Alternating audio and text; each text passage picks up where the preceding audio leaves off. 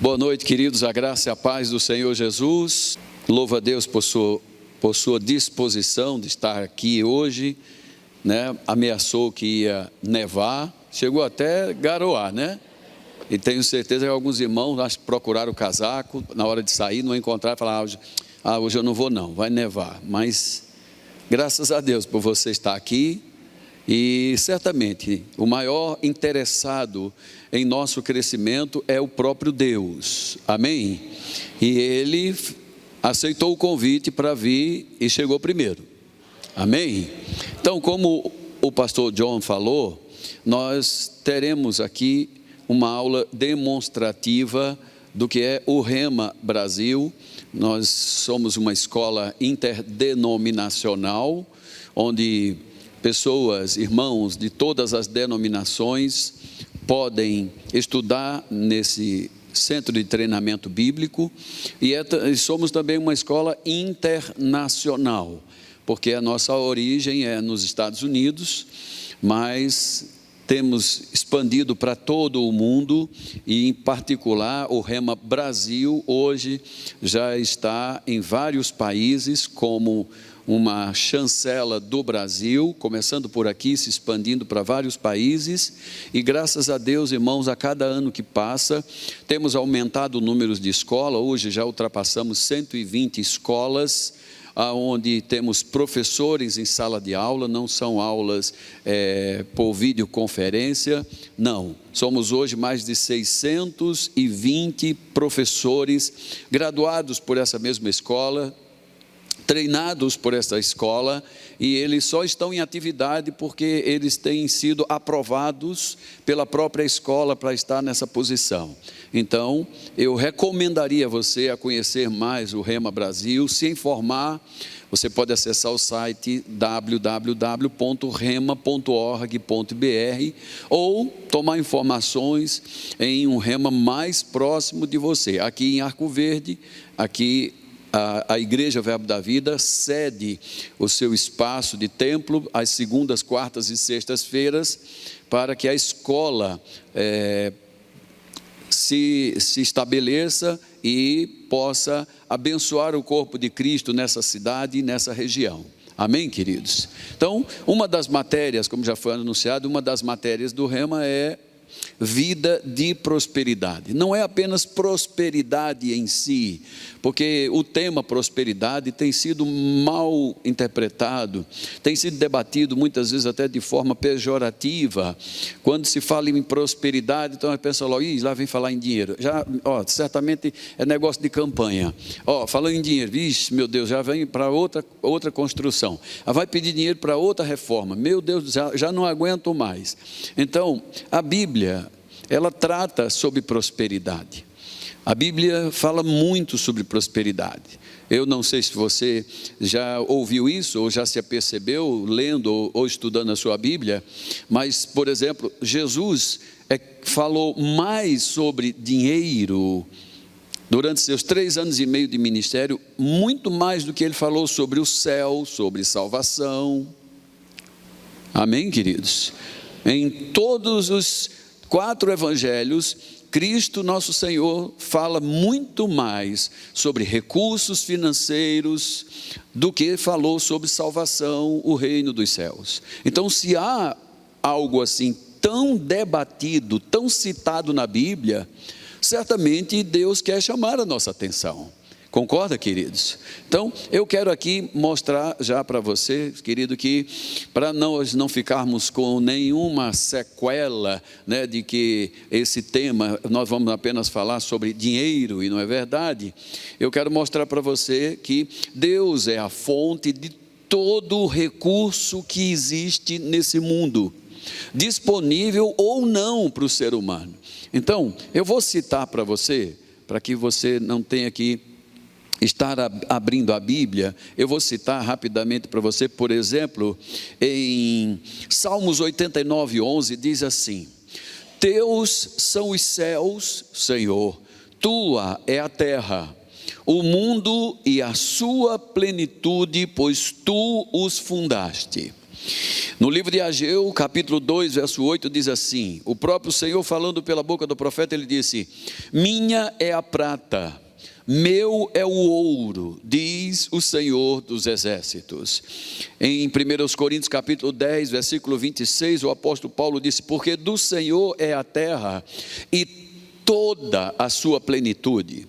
Quando Davi estava para ofertar na construção do templo, ele disse assim: teu Senhor é o poder, a grandeza, a honra, a vitória e a majestade, porque teu é tudo quanto há nos céus e na terra.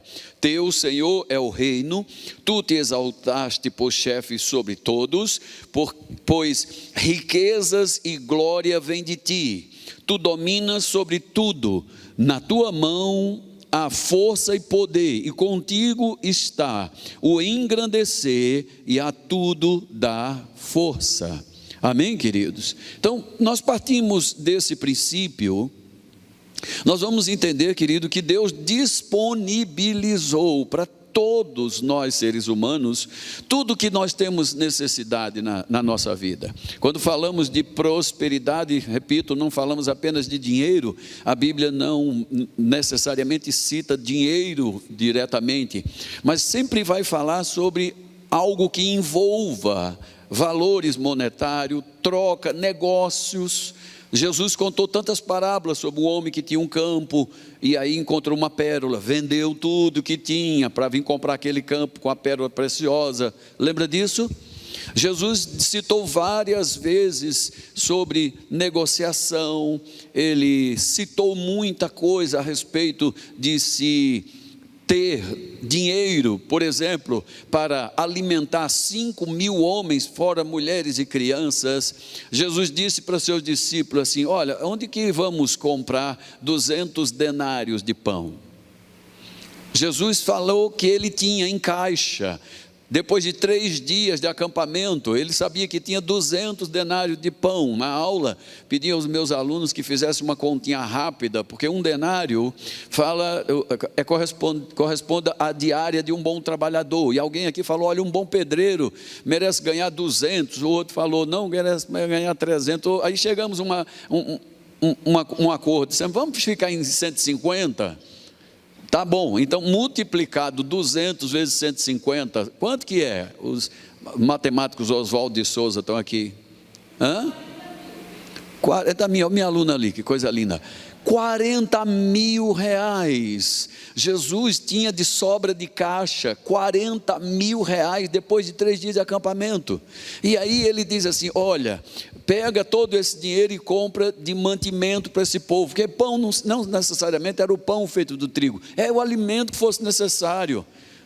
Tudo que fosse para comida, tanto de adultos como de criança, alimento em si. Amém, queridos? Então nós vemos que valores monetários, negócios, recursos, tudo Deus já proveu para nós. Desde o princípio, quando você lê sua Bíblia em Gênesis capítulo 1, a Bíblia diz que Deus coloca o homem na face da terra, dando a ele domínio, poder, e diz para ele fazer com que a terra produza.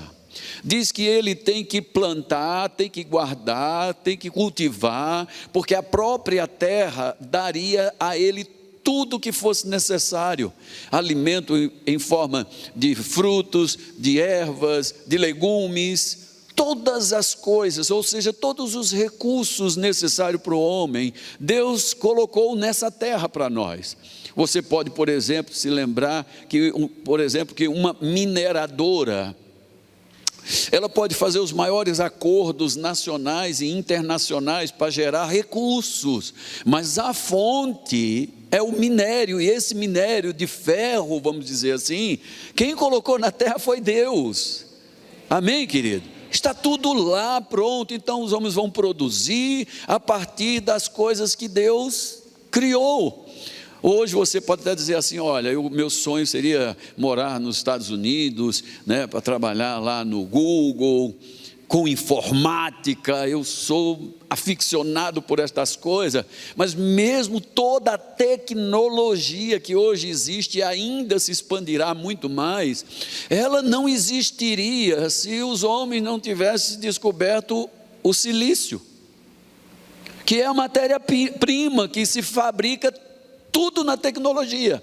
E Deus colocou isso já na terra para o ser humano. Amém, queridos? Então, olhando para isso, nós vemos que há princípios na palavra de Deus que, se nós observarmos, nós andarmos por eles, nós vamos obter esses resultados, nós vamos nos garantir de termos uma vida com provisão, abastecimento, as necessidades supridas, porque essa é a vontade de Deus. O apóstolo Paulo cita para nós, por exemplo, em Filipenses capítulo 4, versículo 10 em diante, ele está elogiando os filipenses, porque eles enviaram 2 vezes, pelo menos para ele, na carta citado, ofertas, mandaram para ele suprimentos, e ele disse: olha, vocês fizeram muito bem em se associar comigo, não estou dizendo com isso que estou agradecendo apenas por causa da pobreza, porque eu aprendi a viver contente, satisfeito em toda e qualquer situação. Eu sei o que é ter abundância, mas sei também o que é ter escassez, em tudo e em todas as coisas eu estou aprovado, porque hoje tudo eu posso naquele que me fortalece. Então o apóstolo Paulo estava dizendo assim: gente, tendo ou não tendo, eu tenho uma fonte. Se os seres humanos não me derem, se eu não encontrar nos seres humanos a minha satisfação, eu tenho a fonte, tudo que eu quero está naquele que me fortalece. Amém, amados? Então, olhando para a palavra, nós vemos que há princípio. Paulo sabia que a fonte era Deus. Nós temos que entender, como a própria Bíblia diz, que tudo que há nos céus e na terra foi Deus que criou. E quando a gente encontra estes princípios e anda por eles, nós seremos os primeiros beneficiados. Eu vou ler para vocês, por exemplo, 3 salmos aqui rapidinho. E como eu disse, se você der tempo me acompanhar, tudo bem. Se não, não se preocupe, é melhor você ouvir. Mas o Salmo 34, verso 1 vai dizer assim: bendirei o Senhor em todo o tempo, o seu louvor estará sempre nos meus lábios, gloriar-se-á no Senhor a minha alma, os humildes ouvirão e se alegrarão. Então engrandecei o Senhor comigo, e todos a uma lhe exaltemos o nome. Verso 4 ele vai dizer por que ele está tão, vamos dizer assim, tão agradecido. E ele está chamando as pessoas para louvarem junto com ele. O verso 4 ele vai dizer: porque eu busquei o Senhor e ele me acolheu, ele me livrou de todos os meus temores. Então contemplai-o e vocês serão iluminados, e o vosso rosto jamais vai sofrer vexame.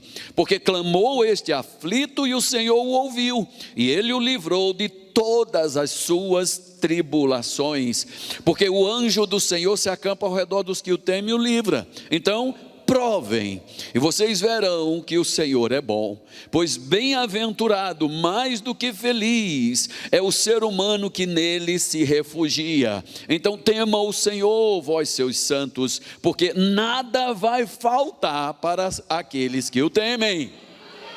Uau!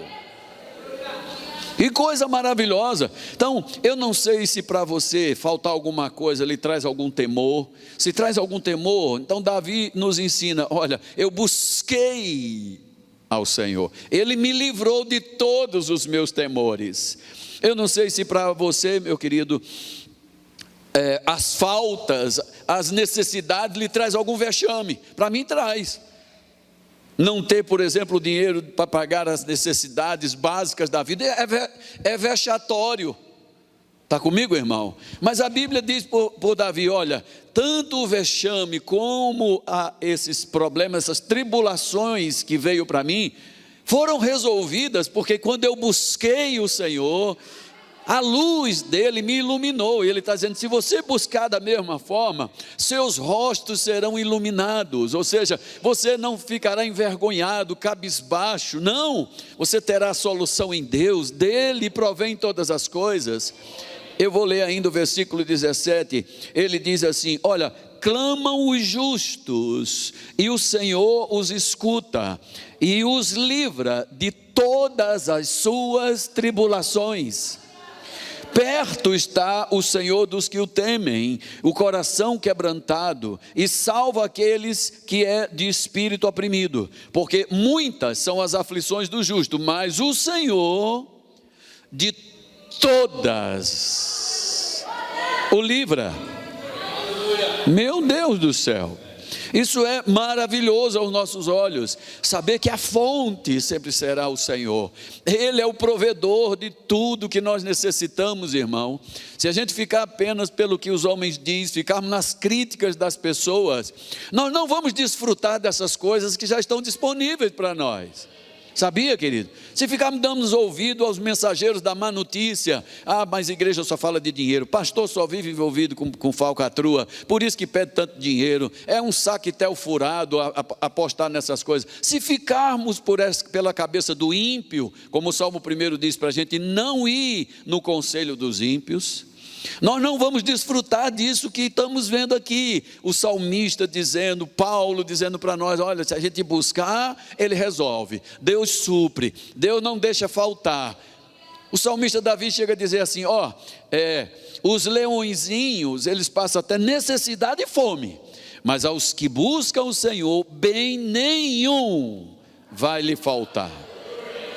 Essa é a vontade de Deus. Vou dar outro salmo para você, Salmo 55, onde está escrito mais uma vez a vontade do nosso Deus. Salmo 55, verso 22, para ir ganhando tempo, diz assim, confia os teus cuidados ao Senhor, e Ele te susterá, porque jamais permitirá que o justo seja abalado. Essa palavra suster, ou o verbo suster, ele vem de sustentar mesmo, é de bancar. A palavra está dizendo que Deus vai bancar, meu filho. Tudo que aparecer como necessidade, Ele mesmo vai se garantir bancar.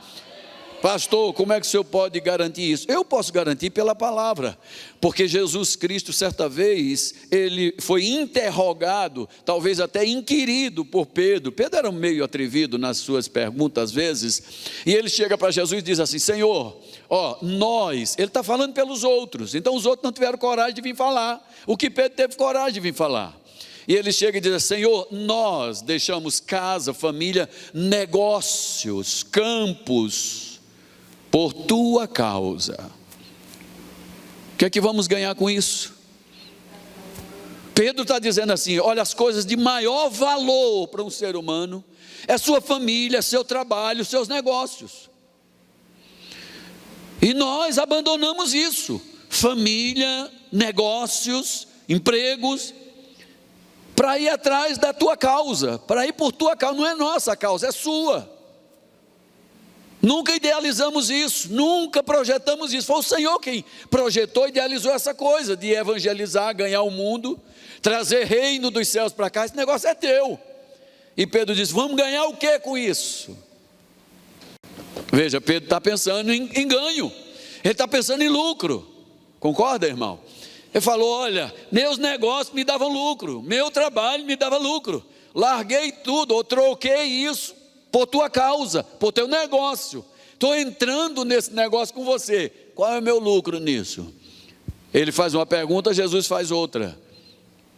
Desde que eu contratei vocês para esse negócio, quando vos mandei de 2 em 2, faltou alguma coisa? Eu vou dizer para esse lado de cá, vou dizer, quando Jesus ouve essa pergunta, ele faz outra pergunta, diz, quando contratei vocês, chamei vocês, pedi para vocês virem, faltou alguma coisa quando enviei vocês de 2 em 2? Aí Pedoca teve que dar 2 passinhos para trás e dizer, não, Senhor, nada. Eu fico me imaginando que deve ter passado na cabeça de Pedro, ele pensando, rapaz, naquele dia da multiplicação dos pães e dos peixes, nós não tínhamos nada, a não ser 5 pães e 2 peixinhos, éramos 5 homens, fora mulheres e criança. Você faz um cálculozinho aí rápido se puder, 5.000 homens, talvez 4.000 homens fossem casados, E esses 4.000 casais que estavam lá deviam ter pelo menos meia dúzia de menino cada um. Porque judeu é igual coelho, se você não sabe. Para procriar, é ordem de Deus. Eles tinham que encher a terra como as areias do mar e as estrelas do céu. É ordem divina, eles seriam dessa forma. Então imagina a multidão, por isso que a Bíblia diz, uma multidão estava ali. Alô? E depois que o milagre acontece, sobram ainda exatos 12 cestos cheios. Por que não sobrou 11 cestos ou 13 cestos? Por que 12? Porque 12 é exatamente o número de pessoas que ele chamou para a sociedade. É 12 apóstolos, 12 trabalhadores, 12 pais de família, talvez.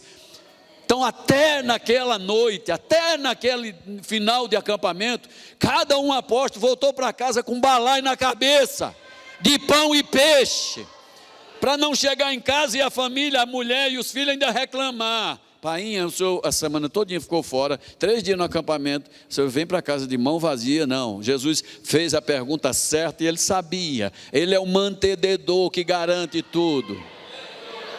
Ele é mantenedor e garante. Quando a minha Bíblia, a sua Bíblia diz que ele é fiador de uma nova e superior aliança.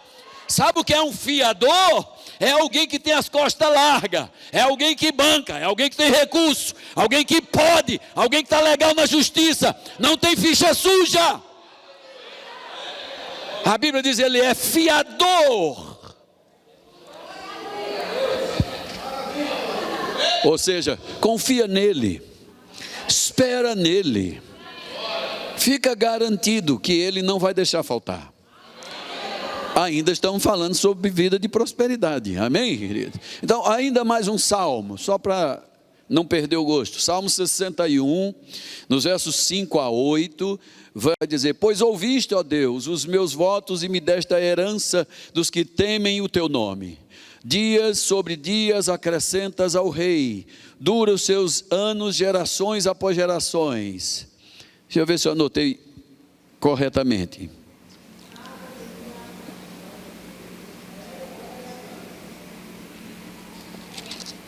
Eu acho que eu não anotei bem o salmo, mas deixa eu pegar uma outra passagem então. É Salmo 34. Bendito seja o nome do Senhor que fez os céus e a terra. Salmo 34, no verso de número 9 e 10 vai dizer assim: temei o Senhor, vós os seus santos, porque nada falta aos que o temem. Os leãozinhos sofrem necessidade e passam fome, porém aos que buscam o Senhor, bem nenhum lhes faltará. Amém, queridos? Então vejamos agora, outro salmo, é 84. Eu estou andando só nos salmos, irmão. Se pudéssemos ainda ver muitas outras coisas, e talvez ainda dê tempo ver em outras passagens, você verá que há muita informação sobre a prosperidade à luz da palavra de Deus, ou a prosperidade bíblica, amém? Então, o Salmo 84, verso 11, para ganhar tempo, diz assim: ó Senhor dos exércitos, feliz é o ser humano que em ti confia. Por quê? Porque esse é um primeiro princípio para o ser humano não ter falta de nada. É confiar no Senhor. Sabe, irmãos, às vezes é tão difícil para alguns de nós confiar em alguém. E parece que essa experiência, ou má experiência de não confiar em todo mundo, a gente transfere para Deus. Porque nós vemos pessoas dizendo assim: não, eu até já orei, eu pedi oração, eu até estou numa campanha de oração também, sabe? Mas está demorando tanto, eu não sei, olha, sinceramente, parece que cada dia que passa fica pior. Sabe o que isso significa? Isso significa que a dúvida e a incredulidade está roubando aquelas sementes de fé que a gente plantou no primeiro momento. E isso é o perigo, é da gente dizer, olha, eu já falei com Deus, eu pedi oração ao pastor, pedi oração a todos os meus amigos no grupo do WhatsApp, mas olha, porque está demorando, eu estou vendo até piorando as coisas, eu não sei se é o tempo, não sei se sou merecedor, eu não sei nem se Deus ouviu. Então, se a gente começa com essa dúvida, com essa incredulidade, que são duas irmãs gêmeas siamesas, ladronas de fé, se a gente mantém essas duas coisas no nosso relacionamento, nós nunca vamos obter aquilo que a gente tem pedido. Tiago diz para nós assim, olha, quando você pedir, peça com fé, em nada duvidando, porque a pessoa que duvida, ela é como a onda do mar na praia, que vai e vem. Não pense essa pessoa que vai obter do Senhor alguma coisa, pessoa de ânimo doble.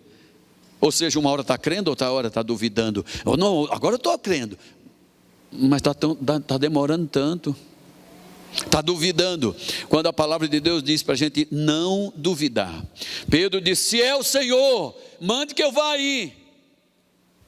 Jesus poderia ter dito assim, Pedoca, eu sei que tu vai afundar, cara. Deixa de ser atrevido. Mas o que fez Jesus? Ele deu a oportunidade, ele deu a chance de Pedro experimentar o que é andar pela fé. Andar pela fé. Sabe que aquela tempestade ainda estava lá enquanto Pedro andava? A Bíblia não diz que o vento parou, nem que o mar acalmou. Estava ainda na turbulência, estava ainda no problema, e ele andou sobre tudo isso. A água não petrificou, meu filho, não endureceu aquela água. Ele andou sobre ela. Agora, quando a Bíblia diz que Pedro passa a observar a força e a violência do mar e do vento, aí ele afunda, porque tirou os olhos da confiança. Amém, querido?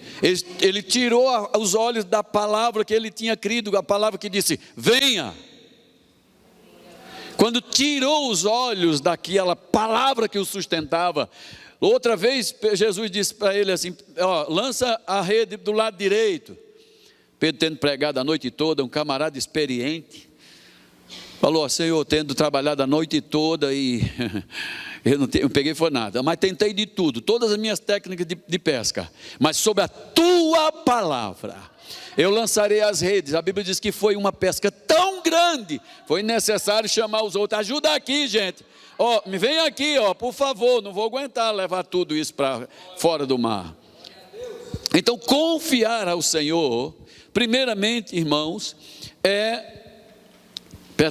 entregar ao Senhor, como o Salmo diz, entrega teu caminho ao Senhor, confie nele, o restante ele fará, o mais ele fará. Então, entregar deve ser a nossa atitude, a nossa ação. É uma ação. Você entrega, como que diz, toma conta. Agora, confiar é uma atitude. Porque a gente deve se manter nessa atitude depois. Você só entrega uma vez. Agora, você tem que permanecer crendo. A atitude é permanecer crendo até enquanto não chegar, até enquanto não aparecer. Aí a Bíblia diz, se você entregar seu caminho ao Senhor, confiando nele, ele tudo fará. Amém, queridos? Então nós vemos que se olharmos pela palavra, irmão, o problema não está em Deus. Não é o caso se Deus quer, se não quer, se é tempo de Deus, se estou merecedor. Não é nada a ver, tudo tem a ver conosco.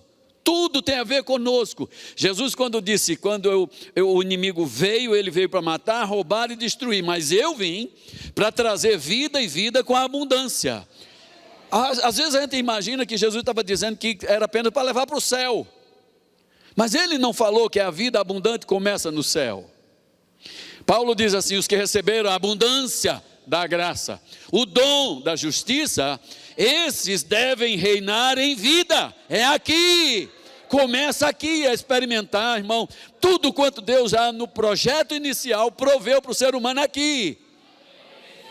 Deus não programou, irmão, para a gente viver a abundância, comer do bom e do melhor, viver uma vida satisfatoriamente boa lá no céu. É aqui. Nós lemos os salmos que diz: os céus são os céus do Senhor, mas a terra Ele deu para os filhos dos homens. Isso aqui é nosso.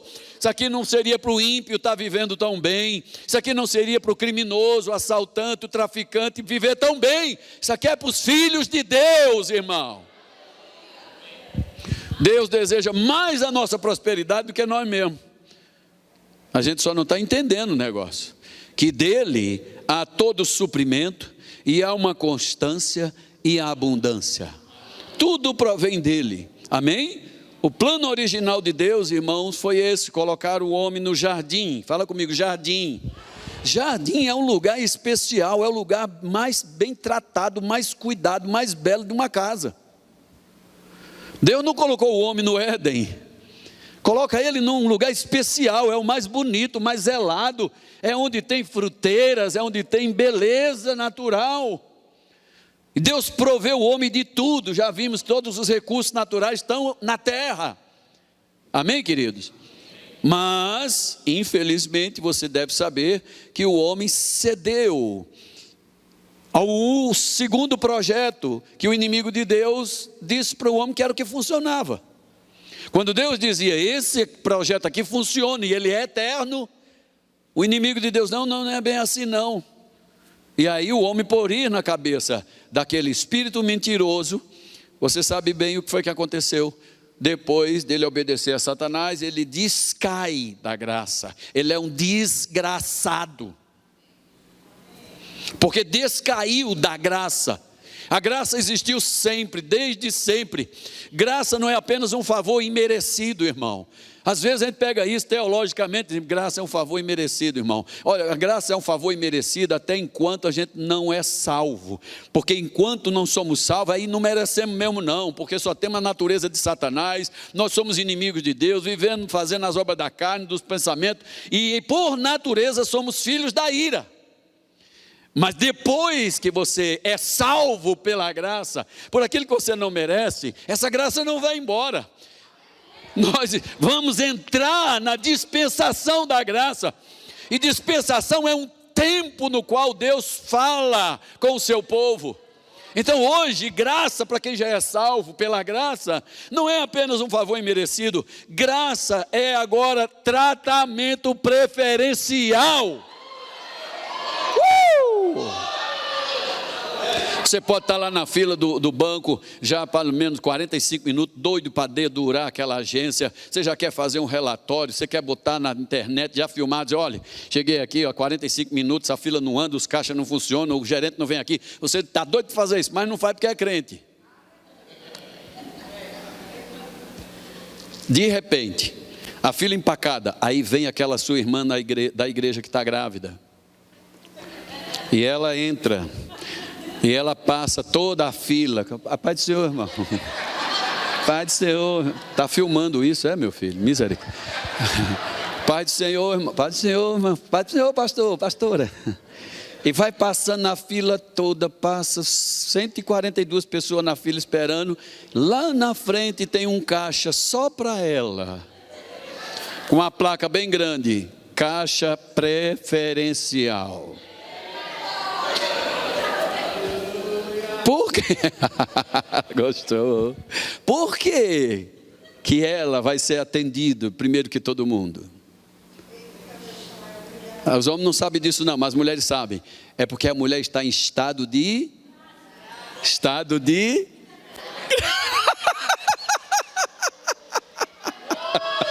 ela está tomada pela graça, ela está possuída pela graça, ela está cheia de graça. Aí Deus trata assim, quando você sabe: eu sou cheio da graça. A sua Bíblia diz lá em João: ei gente, temos recebido dele graça sobre graça. Eu vou dizer de novo, João capítulo 1 diz: e todos nós que nascemos de novo, que o recebemos como Senhor e Salvador, temos recebido dele graça sobre graça. Então graça não é um favor imerecido. Repito, só é quando a gente não é salvo. Depois que você entra na dispensação da graça, se prepare que papai vai tratar você com carinho. Ele vai botar você nos melhores lugares. Ei, não tenha medo de chegar perto da porta, ela vai abrir. Tem pessoas que ainda têm medo de chegar perto das portas do shopping. Meu Deus, não sei se abre, não sei se abre, não sei se abre. Se aproxima mais, você vai ver. As portas de shopping têm um sensor de calor, de presença. Se você tem um limite, você chega naquele ponto, ela abre. Quanto mais você anda pela graça, quanto mais você crê na graça, quanto mais você diz, crendo com a sua boca, vindo do seu coração, eu estou em estado de graça, tenho recebido da parte do meu rei, graça sobre graça. Quanto mais você fala isso, mais as portas se abrem, meu filho, mais as coisas acontecem, meu irmão. E isso, segundo a Bíblia, é viver uma vida de prosperidade. Veja, eu estou falando tão pouco em dinheiro, né? Mas estou falando em portas abertas, em negócio bem feito, em você viver uma vida progressiva, necessidade suprida, favor dos homens, é coisa que dinheiro não paga. Meu sogro dizia para mim assim: olha, meu filho, é melhor ter amigo na praça do que dinheiro na caixa. Eu só vim entender isso depois de crente. Porque aonde eu nunca poderia ir com meu dinheiro, hoje Deus tem me levado. E aí hoje eu entendo, nossa, é melhor amigo na praça do que dinheiro na caixa. É verdade, se você é amigo de Deus, Ele vai levar você para lugares que seu dinheiro não levaria. Aliás, Ele vai levar você para lugares que você nem dinheiro vai precisar. Aleluia. Então vamos ver se esse plano de Deus original se falhou, ou se Deus esqueceu que Ele começou aqui na terra um plano perfeito para todos os seus filhos. Vai comigo para Deuteronômio, capítulo 15. Bendito seja o nome do Senhor que fez os céus e a terra.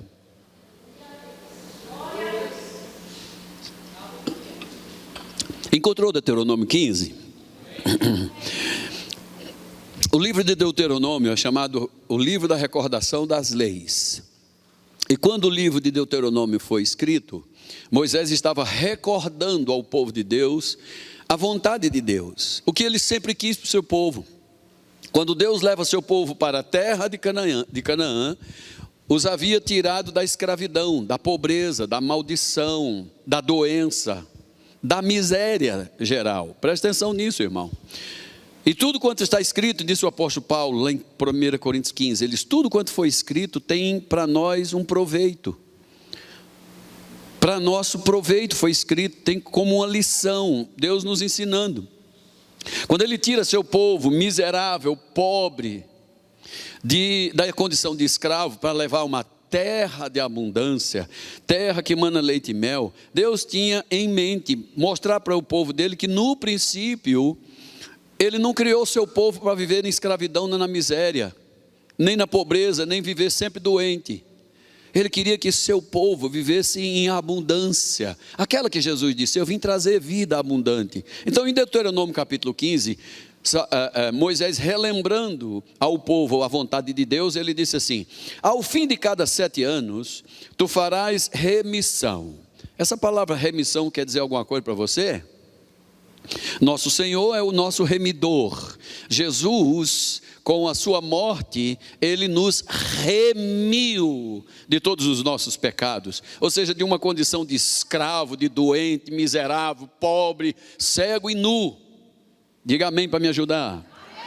Então a Bíblia está dizendo: ao final de 7 anos tu farás remissão. Este, pois, é o modo da remissão. Todo credor que emprestou ao seu próximo alguma coisa, remitirá o que havia emprestado. Não exigirá de seu próximo ou do seu irmão, pois a remissão do Senhor acaba de ser proclamada. 3, do estranho tu pode exigir, mas o que tiver em poder de teu irmão, tu vai quitá-lo, para que entre ti não haja o quê? Sério? Meu Deus do céu. O propósito de Deus é esse. Para quê? Para quê? Para quê? Para que no meio de vocês, toda a nação de Israel, não haja um pobre sequer. Pois o Senhor teu Deus te abençoará tão abundantemente na terra, que Ele te dá por herança, que tu vai possuí-las. Aleluia. Ele não disse que tu vai alugar terra. Não, tu não vai alugar nem terra, nem vai alugar casa. Tu vai possuir. No princípio, Deus deu essa terra em possessão ao ser humano. Satanás usurpou, tirou o ser humano da possessão da terra e tem alugado e cobrado um aluguel caríssimo ao ser humano para a gente viver aqui. Por isso ele mantém os homens na miséria, na desgraça, na pobreza, na doença, na escassez. Mas o desejo de Deus é esse, ó.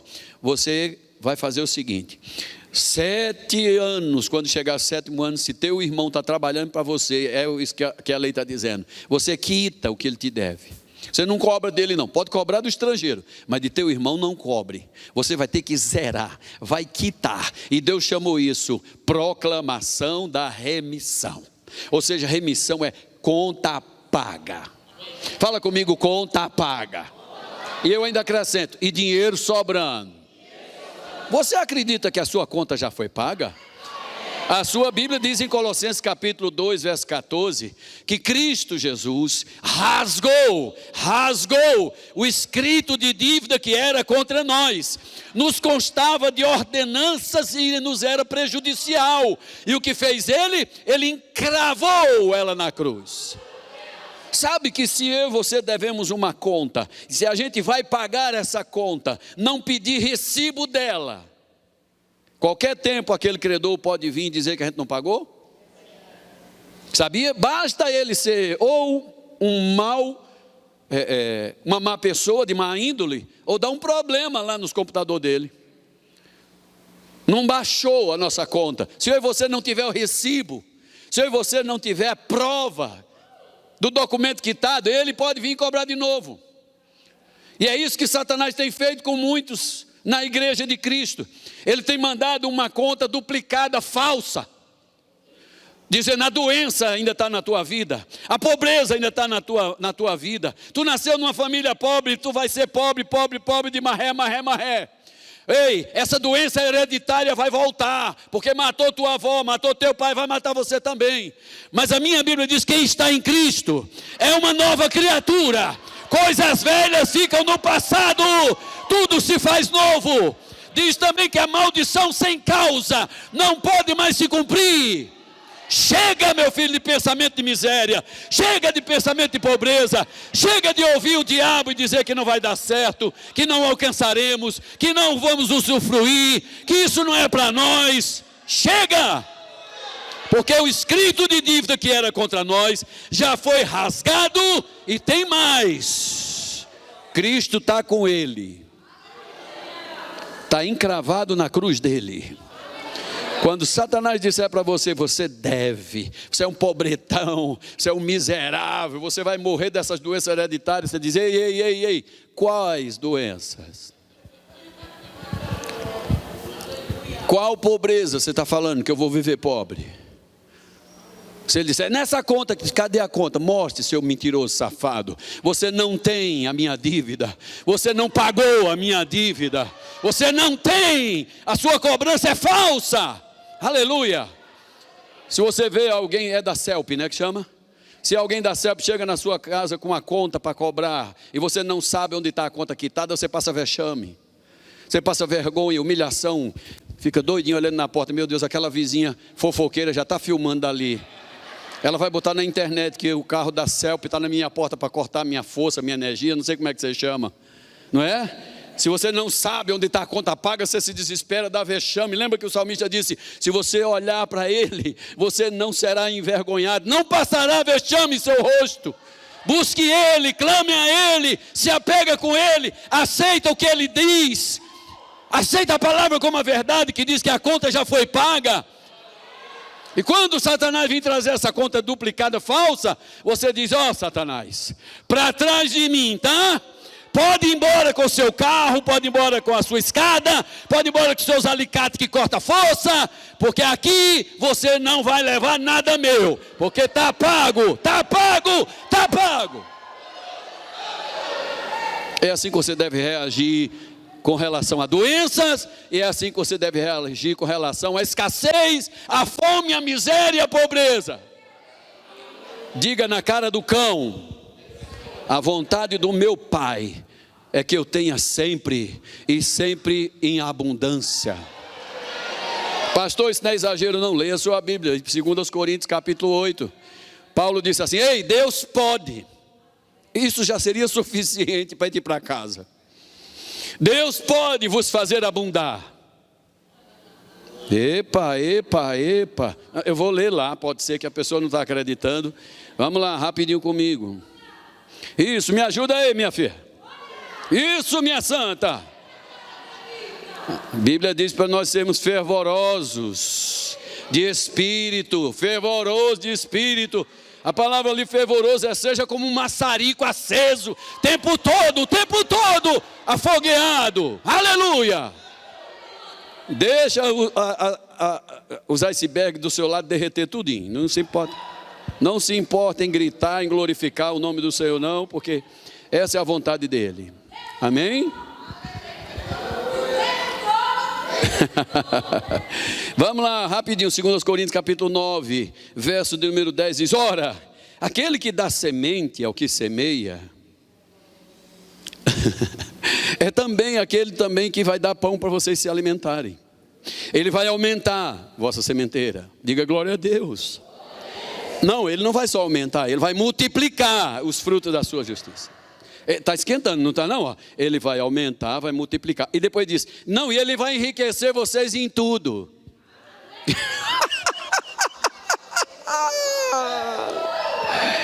Eu não sei como alguém não se alegra, não fica animado com uma coisa dessa. Deus é um Deus de progressão, Deus é um Deus de crescimento, Deus é um Deus de avanço. Foi isso que ele disse desde o princípio a Adão e Eva: cresçam e se multipliquem. A Bíblia diz que Deus deu a eles a capacidade de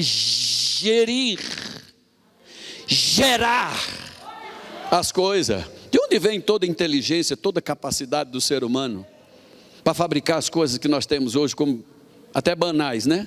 A tecnologia está tão expandida que banalizou a coisa. Hoje a gente nem fica admirado quando tem algo extraordinário. De onde que vem tudo isso? Vem da capacidade que Deus deu ao ser humano criado à sua imagem, à sua semelhança. Eu não aceitar que meu pai quer que eu tenha boas coisas aqui, que eu viva uma vida boa, é renegar que ele na origem me criou com essa capacidade. Concorda comigo, irmão? É eu renegar e aceitar a mentira de Satanás que diz: não, você veio para esse mundo só para sofrer, viver pobre mesmo. Isso acontece com todo mundo, a doença é para matar mesmo. Quem é que não morre de doença? Qual foi a doença que matou Abraão? Está muito longe Abraão, né? Qual foi a doença que matou Isaac? Oxe, não, vocês devem saber. Qual foi a epidemia que matou Jacó?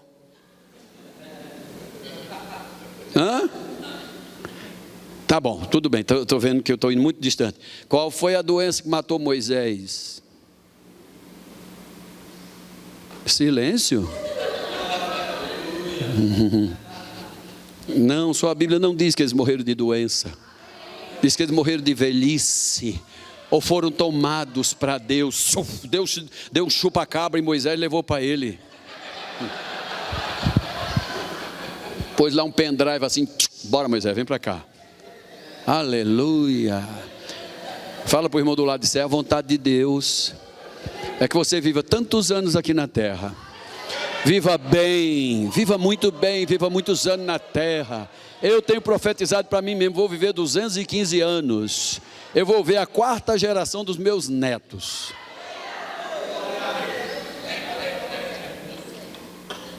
Você tem aquilo que você crê. Então, muito rapidamente, já que nós vimos que em Deuteronômio diz, capítulo 15, volta lá rapidinho.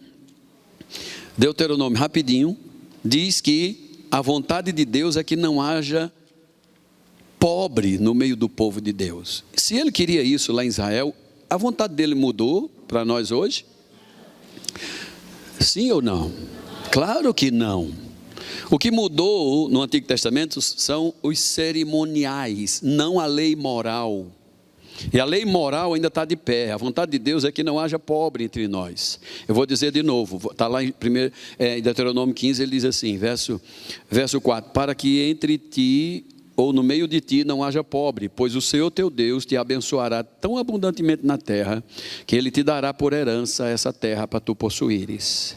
Mas andando na palavra, nós vamos ver, o versículo de número 5 e 6 vai dizer: se apenas tu ouvires atentamente a voz do Senhor teu Deus, para cuidares em cumprir todos os teus mandamentos que hoje te ordeno, pois o Senhor teu Deus te abençoará, como tem dito, assim, pela obediência, tu vais emprestar a muitas nações, mas não tomarás emprestado. Tu vais dominar muitas nações, porém não te dominarão. Olha, mais uma vez, verso de número 7. Quando no meio de ti houver algum pobre dos teus irmãos, em alguma das tuas cidades, na tua terra que o Senhor teu Deus te dá, nunca endureça o seu coração, nem feche a mão para teu irmão pobre. Então, tu vai abrir de todo a mão e lhe emprestarás o que falta, quanto bastar para a necessidade dele. Agora, verso 9, guarde que não haja nenhum pensamento vil no teu coração, nem diga assim, está perto já o 7º ano, o ano da remissão, de sorte que os teus olhos sejam malignos para com teu irmão pobre, e tu não dê a ele nada, e ele vai clamar contra ti a mim, e haja em ti pecado. Livremente tu vai dar, não haja malignidade no teu coração quando tu deres, porque por isso é que te abençoa o Senhor teu Deus em toda a obra em que tu empreendes, pois nunca deixará de haver pobre na tua terra. Não está parecendo contraditório? Deus disse assim, não é para haver nenhum pobre na terra, mas o próprio Deus dá a dizer para nós, porque nunca deixará de haver pobre na terra. Que história é essa? Afinal, Deus quer? Quer. O problema não está com Deus, o problema está com o homem. Alô? A vontade dele é que não haja. Mas a própria palavra mostra para nós, eu quero que você vá para Provérbios 6, rapidão, e eu peço aqui a meu irmão, alguém que venha me ajudar, que eu estou encerrando, pode ser alguém aqui no teclado. Provérbios capítulo 6, rapidinho, vamos só para o livro de Provérbios, eu quero encerrar com o livro de Provérbios. Provérbios 6, vamos lá, que contraditório é esse? A vontade de Deus é que não haja pobre, mas o próprio Deus diz, ei, nunca deixará de ter pobre no meio de vocês. É isso? Então, o que explica que ainda haverá pessoas pobres conosco até Jesus voltar? Bom, eu chamo você para Provérbios capítulo 6. Chega, meu Deus. Por favor, fecha a porta aí, meu filho. Meu livro de Provérbios sumiu. Ah, não, está aqui. Pode abrir. Obrigado. Provérbios capítulo 6, versículo de número 6, diz assim: vai ter com a formiga, preguiçoso, considere os caminhos dela e seja sábio, porque não tendo ela, a formiga chefe, nem oficial, nem comandante, no estio, ou seja, na seca, ela prepara o pão, na cega, ela junta seu mantimento. Preguiçoso, até quando tu vai ficar deitado, preguiçoso? Quando tu não te levantarás do teu sono? É um pouco para dormir, um pouco para toscanejar, um pouco para encruzar os braços em repouso. Assim vai sobrevir sobre a tua vida a pobreza. A pobreza vai vir sobre você como um ladrão. A tua necessidade estará diante de você como um homem armado. A tua necessidade sempre te ameaçará. Por que Deus já alertou que haveria pobre entre nós? Uma das causas da pobreza é a preguiça do ser humano. Muitos até entre nós cristãos têm esperado que o outro ajude. Tenho visto tanto rico nessa igreja, é um bando de hipócrita. Passam nos seus carrão na porta da minha casa, nunca me ofereceram uma carona. Ele é só falador, fala de língua maligna, e não sabe que aquela pessoa trabalhou, estudou, se esforçou, ganhou tempo para adquirir aquele bem, mas ela nunca quis estudar, nunca quis melhorar de vida, e ainda hoje está dentro da igreja só lamentando porque não tem, invejando os outros que tem. Mas a Bíblia chama essas pessoas que não querem crescer, essas que não buscam crescer, porque não depende, gente, de onde a gente veio, não depende se o pai e mãe eram analfabeto, não depende se você nasceu na roça, não depende. Tenho amigos que aprenderam a ler e escrever com 20 anos de idade, ou são formados. Tenho amigos meus, pastores, meus amigos, foram minhas ovelhas, aprenderam a ler e escrever aos 20 anos de idade, morando até os 20 anos na roça. São concursados, já passaram em concurso da Caixa Econômica, na Receita Federal, hoje está na Polícia Federal, está estudando para juiz. É um exemplo para mim. Eu só não progredi enquanto eu não sabia que podia. Amém, queridos? Então, pelo amor de Deus, não deixe a preguiça prender você. Provérbios capítulo 13, verso 18. Provérbio 13, 18 mostra algo aqui interessantíssimo que todos os judeus sabem. Eu vou mostrar para vocês uma das bases do crescimento dos judeus, do enriquecimento dos judeus. Sabe qual é? É que eles aceitam a instrução de Deus como verdade. Então Provérbios 13, 18 vai dizer para nós assim, ó. Deixa eu ler o versículo 13, que é o contexto. 13, 13. O que despreza a palavra, a ela vai ficar devendo, ou a penhorar-se-á. Mas o que teme ao mandamento, esse será galardoado, premiado, honrado, glorificado. O ensino do sábio é a fonte da vida, para que se evitem os laços da morte. Nós poderíamos dizer os laços da miséria, da pobreza, da escassez e da morte fora do tempo. Vou ler mais uma coisa. Verso 15. A boa inteligência consegue favor, mas o caminho dos pérfidos, dos falsos, esse é intransitável. Todo prudente procede com conhecimento, mas o insensato, esse vai espraiar a sua loucura, vai só estar lamentando, espalhando esse lamento. Verso 17, o mau mensageiro se precipita no mal, mas o embaixador fiel, ele será medicina para muita gente. Sabe que a Bíblia nos chama de embaixadores de Cristo? Verso 18, pobreza e afronta vai vir sobre aquela pessoa que rejeitar a instrução, mas o que guardar essa instrução ou a repreensão, esse será honrado. Sabe que para um judeu, irmão, para eles é lucro se alguém corrigir eles, você está fazendo errado. Ele vai dizer, muito obrigado por você me corrigir. Mas entre nós a cultura é essa, não olhe mais para mim, não. Nunca mais fale comigo. Eu não venho mais nessa igreja não, porque me disseram assim, assim, assado, olha, me expuseram. Eu acho que essas mensagens que o pastor está pregando, tudo é mensagem de carapuça. Ele está falando só daquilo que eu falei no gabinete para ele. Rejeite a instrução, rejeite a correção, e você nunca vai crescer na vida. Continuará na miséria. A Bíblia está mostrando, ei, se você não desprezar a instrução, nem a repreensão, ela vai te honrar, ela vai te honrar. Provérbio 24. Isso, minha santa, me ajuda aí. Isso. eu vou alugar essa irmã para ela ir comigo em todo lugar que eu pregar, para ela ir acendendo os demais que estão frios na congregação. Provérbios 24, 30. Olha o que diz. Provérbios 24, 30 diz assim: eu passei pelo campo do homem preguiçoso, passei junto da vinha do homem falto de entendimento, e eis que tudo estava cheio de espinho, a sua superfície estava coberta de ortiga, e o seu muro de pedra, estava em ruína. Tendo visto, eu considerei, e eu vi e recebi a instrução. Olha que coisa linda. O autor aqui de Provérbios está dizendo, vendo essas coisas no homem faltoso de senso, desse que não cuida das coisas que ele já tem. Ele tem um campo, tem uma propriedade, tem cerca, tem tudo lá, mas o cara não produz nada. Ele não quer, ele é falta de senso, ele não quer buscar tecnologia, ele não quer aprender com os outros. Me ensina aqui como manejar, porque eu recebi isso talvez dos meus pais, essa propriedade, não sabia como produzir. Procura alguém que ensine essas coisas. A instrução, o conhecimento vai trazer a riqueza que você precisa, irmão. Aí o escritor de Provérbios diz: quando eu vi essas coisas, eu considerei e vi isso como instrução.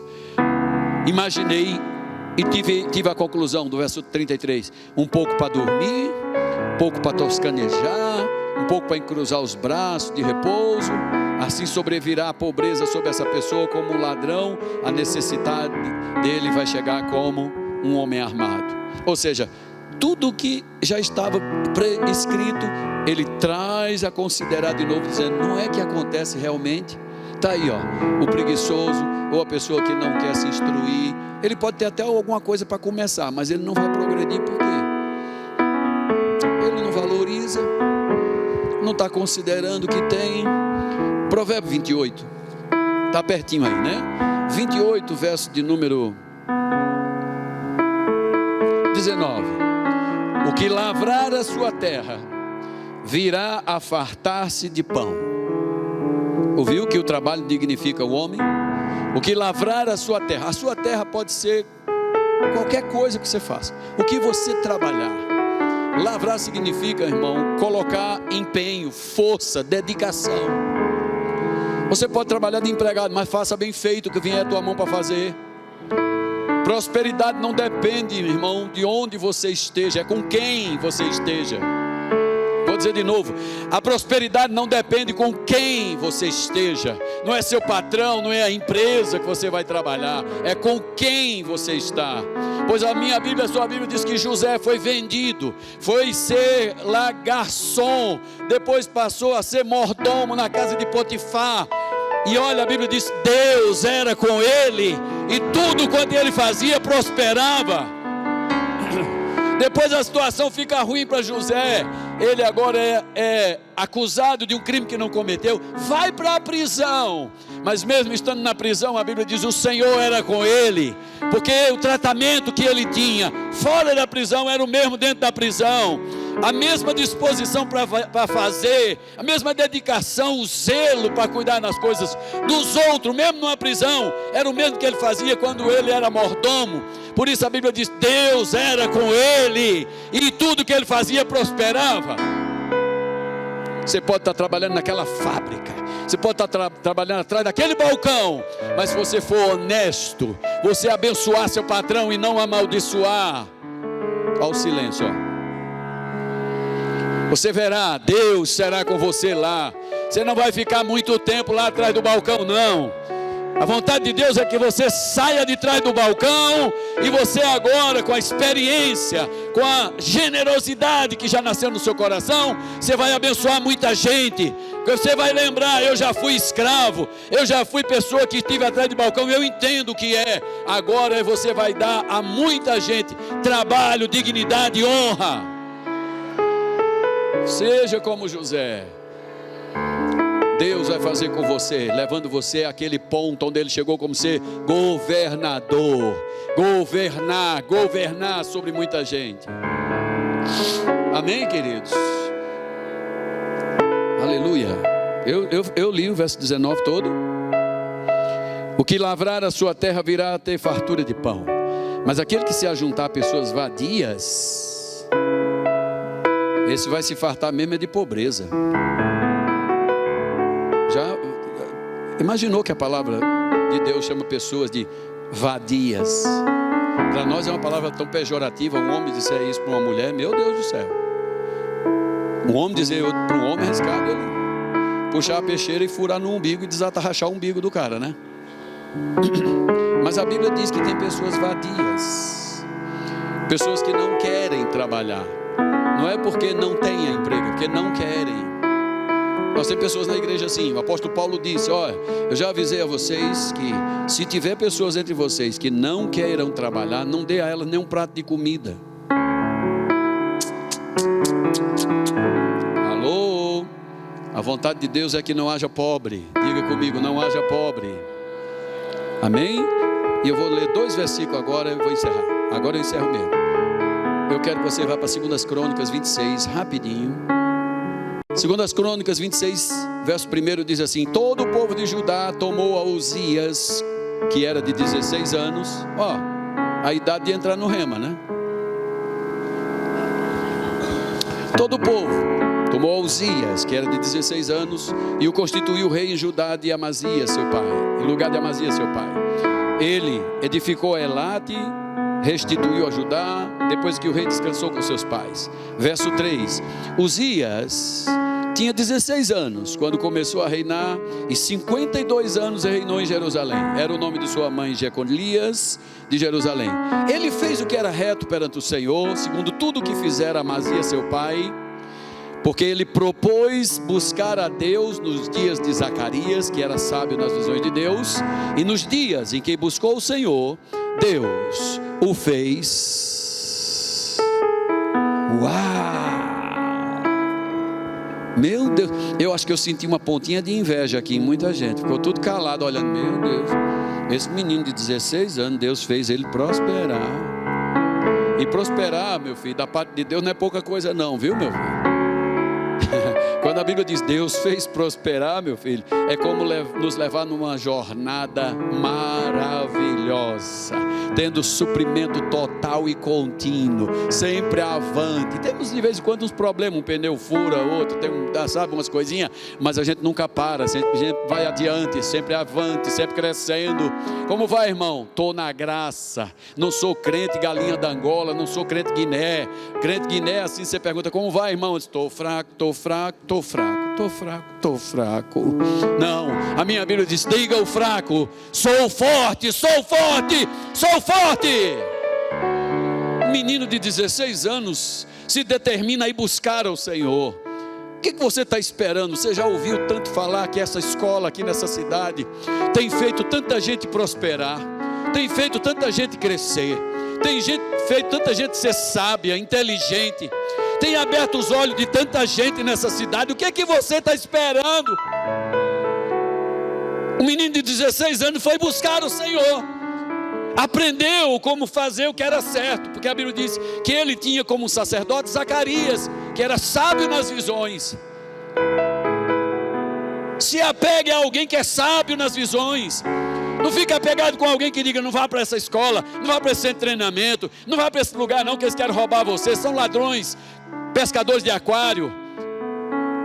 Anda com quem é sábio, se instrua com quem é sábio, porque se você tem alguém do seu lado que é instruído nas visões, nos propósitos de Deus, você vai prosperar. Tenho certeza que nessa cidade existem pessoas que estão lamentando porque ainda não entraram nessa escola, porque seus líderes disseram, não vá lá.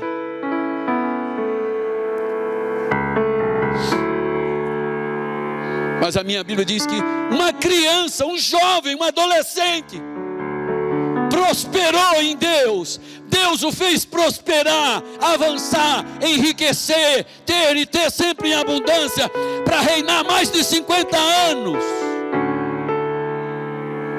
Porque buscou o Senhor e tinha como líder alguém que o instruía nas visões de Deus. Deus tem visão para nós, irmão. Deus tem planos e propósitos, Ele está esperando por nós. Muitos de nós estamos esperando por Deus, e Deus dizendo, eu estou esperando é por você. Dê um passo de fé, quebre essas cadeias da religiosidade, abandone essa escravidão de religiosidade, venha ser livre, pois para a liberdade foi que Cristo te libertou. E aí mesmo 2 Crônica 31 versos 11 e 12 diz, então ordenou Ezequias, agora já outro rei, que se preparassem depósitos na casa do Senhor. Uma vez preparado, recolheram neles fielmente as ofertas e os dízimos e as coisas consagradas. Disto era intendente Conanias, levita, e aí vai dizer que ele começa a construir a casa do Senhor. Verso 20 e verso 21. Assim fez Ezequias em todo o Judá, fez o que era bom, fez o que era reto e verdadeiro perante o Senhor seu Deus.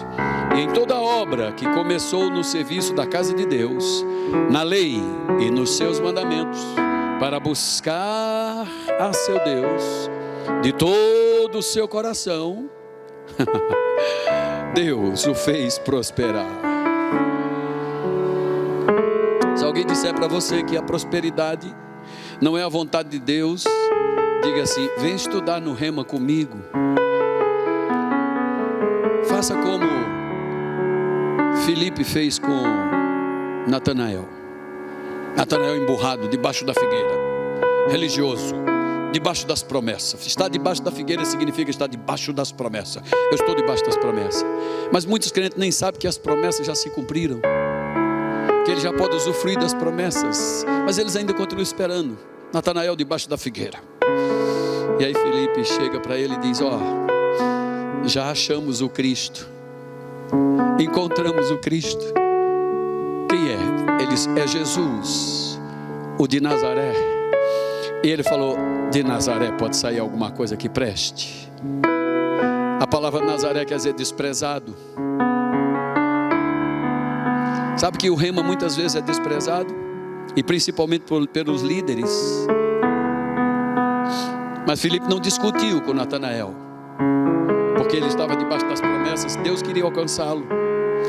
Filipe só disse assim: vem e tu mesmo tira as tuas conclusões.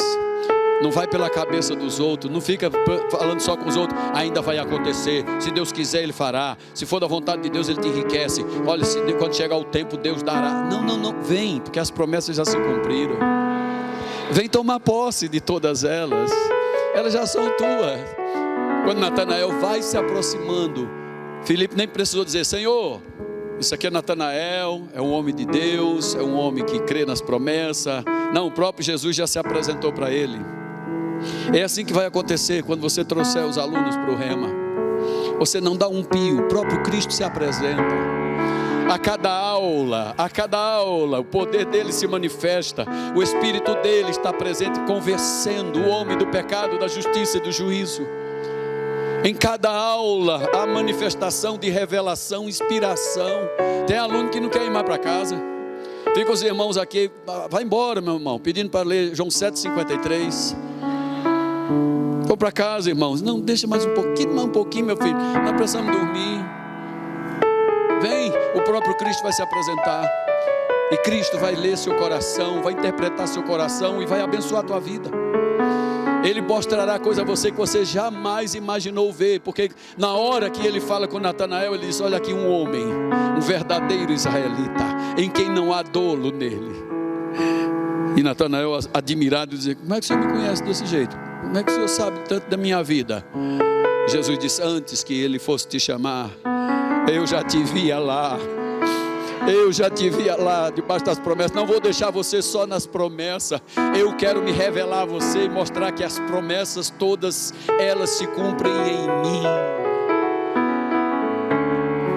Se você examina as Escrituras e crê nelas, que ela tem a salvação, elas é que falam de mim. E aí Natanael disse: Senhor meu e Deus meu, tu és o rei de Israel. Ele disse: tu crês só porque eu te disse isso?